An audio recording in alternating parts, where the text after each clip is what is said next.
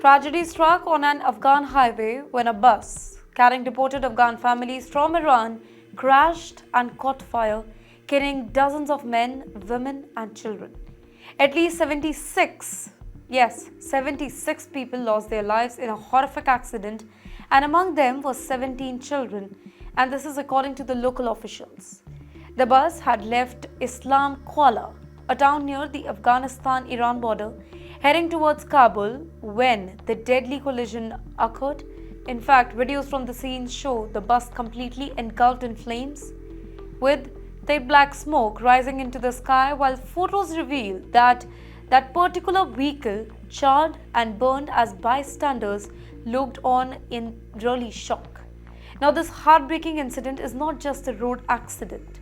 It is part of a larger crisis that is unfolding after Iran ramped up deportation of undocumented Afghan migrants. For years, millions of Afghans have lived in Iran, often working in tough jobs and low-paying labor, despite lacking official documents. But recently, it is Tehran that has intensified its crackdown, deporting hundreds of thousands of these migrants in what many are calling one of the largest forced migration of the decade. In fact, reports indicate that in just 16 days after Iran's conflict with Israel in June, more than 500,000 Afghans were expelled, some based on unverified claims that they had spied for Israel. In the meantime, the deportation, which Iran announced back in March, has drawn sharp criticism from the international community. Families who have lived in Iran for years now were suddenly forced onto buses, often without any proper planning, safety measures, or even any support. In the meantime, experts warn that this reckless handling of mass deportations not only endangers lives but also fuels a humanitarian disaster in Afghanistan, a country already struggling with poverty, with displacement, and with conflict. This crash is a grim reminder of the human cost behind political decisions.